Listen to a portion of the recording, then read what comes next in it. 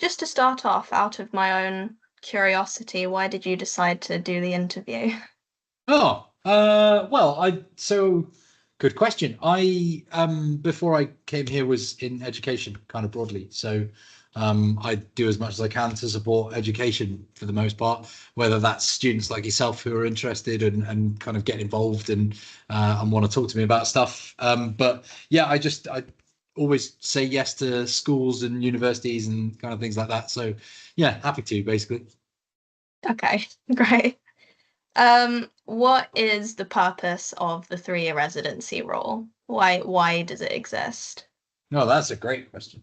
I mean, I guess the sort of long and the short of the reason is like most policies that revolve around immigration, we have policies in place that stop immigration increasing out of control. And I suppose their concern is the people that brought that law in were concerned that if there was no restriction on that, in theory, a lot of people could arrive and claim to stay here as long as they wanted. Whether that's true in practice, I don't know, but I think that was probably the rationale behind it. It's been around a long time. I don't know. Obviously, I wasn't in the debates when they brought in that piece of legislation, but my assumption would be they were doing it in such a way that they were saying, right, we've got to put some limitation on this somehow, and this feels like an appropriate length of time. Okay, so in terms of the advantages of the rule, would you say that it's so that people don't come here just to take advantage of the education system and then leave again? Yeah, yeah, I think that's fair. I think, we have a system in place that restricts the amount of maximum immigration that we can take, right? Lots of people would kind of disagree with that for lots of reasons, but a lot of people agree with it and think it should go further. I think, the government's position on all immigration issues, really, and it's been something of a hot topic for the last few weeks, is very much a balancing act between people who want less immigration, people who want more immigration, and people who don't see any positives versus people who see lots of positives. Yeah. And the government is forever kind of walking a line between those. So yes, I think I broadly agree with what you're saying there. I spoke to a young woman called Grace who was looking to start university this year. She's British, but she had to take a gap year because her parents moved abroad when she was a baby to China. Oh wow, So, okay. yeah, so in order to make the 3 years, she had to take a gap year before going to university. Um, what are your thoughts on instances like that, where it wasn't necessarily within the person's control? Yeah, it's really difficult, I think, is the short answer. I feel for Grace. So am I right in thinking that she spent a lot of time in China and then came back for, say, sixth form and then needed a third year in the UK? Yes, Yeah, yeah. right. Yeah. Okay. Yeah, that makes sense. I mean, that must be really difficult. I really do feel for her. That must have been hard. And obviously, she's a British citizen. Equally, I can see the other side of the story where, if people are living abroad for, in Grace's case, I think probably most of her life, there is an argument that, if her family has been abroad for all of that time and aren't contributing in the same way to the British economy, you can understand how some people might feel that it wasn't fair to necessarily support her through home fees. For example, international students pay much higher fees, right? Yeah. I guess the argument there is, well, if she's not lived here, surely she should be paying the international fees. Now, I don't think that's necessarily right because she's a British citizen, but I can understand why that policy is Yeah. in place.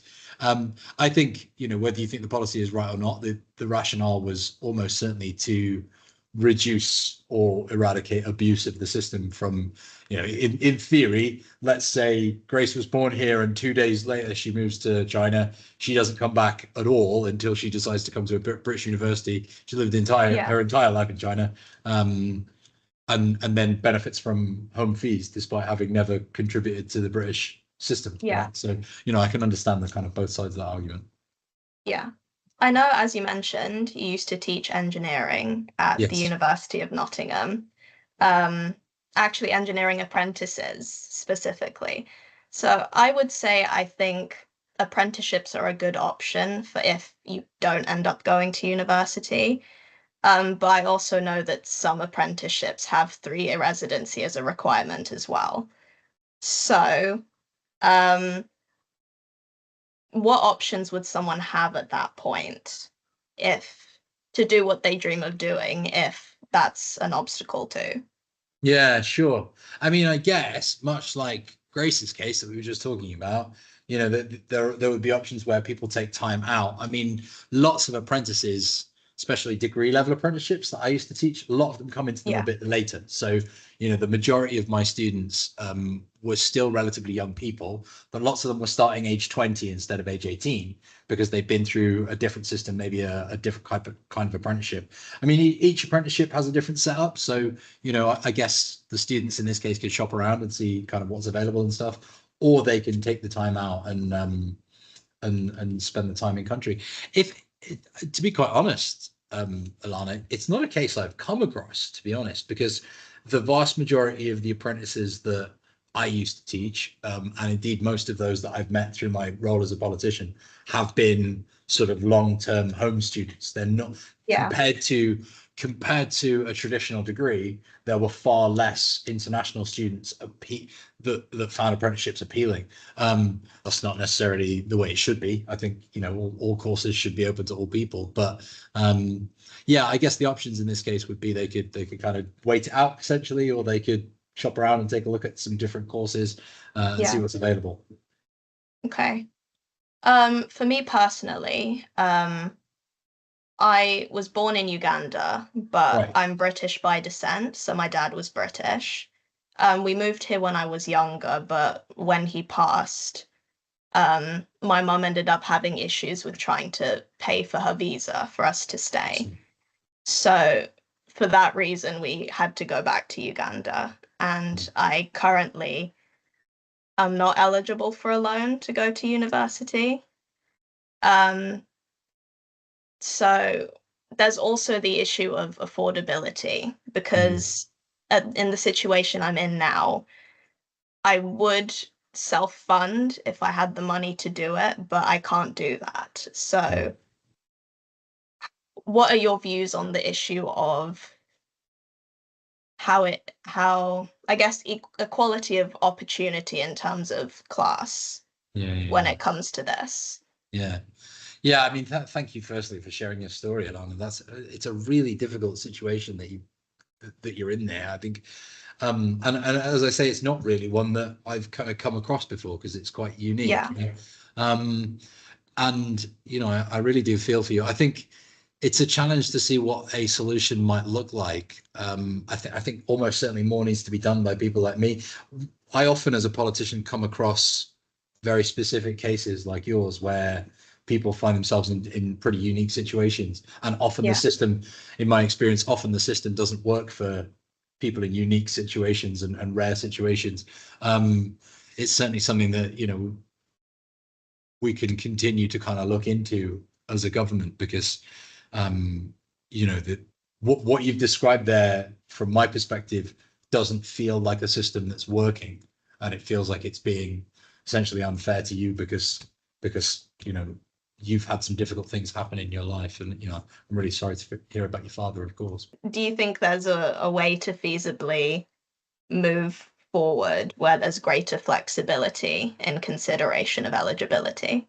Yeah, that's a great question. I mean, I think you know, from my perspective as a backbench MP particularly, the best means I have available to me is direct formal communication with the minister in the form of a written question.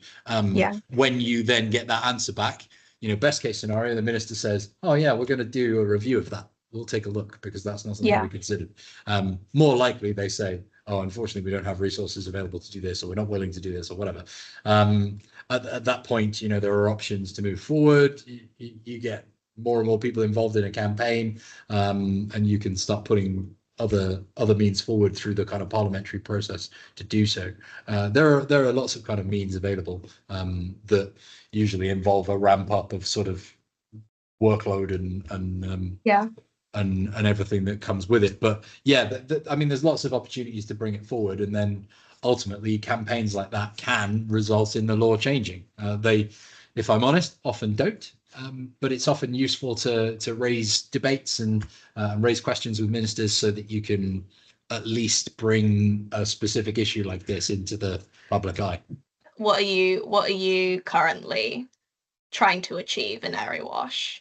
Yeah, that's a great question. So I'm doing a lot of work at the moment on a few different things. We're doing a lot of town centre regeneration work in Long Eaton, in the South Mid constituency. So doing a lot of work on the kind of town centre broadly. In Sandy Acre, I'm about to launch a big campaign looking at a new junction for the M1 because we have a lot of traffic problems in Sandy Acre. I've also got another big campaign I'm going to launch in Ilkeston fairly soon, looking at knife crime, and then something on banks in Long Eaton. So quite a lot of stuff, actually. There's a few things. We've got quite a few things planned for the summer because the summer is a reasonably quiet time in Parliament, especially as you go through the summer recess, and a much busier time in the constituency. So we've got, me and my team have got a kind of few things on the plate ready to kick off in the next few weeks. So that's your little sneak preview. I haven't made any of that public yet. Okay, great. Thank you. Fab.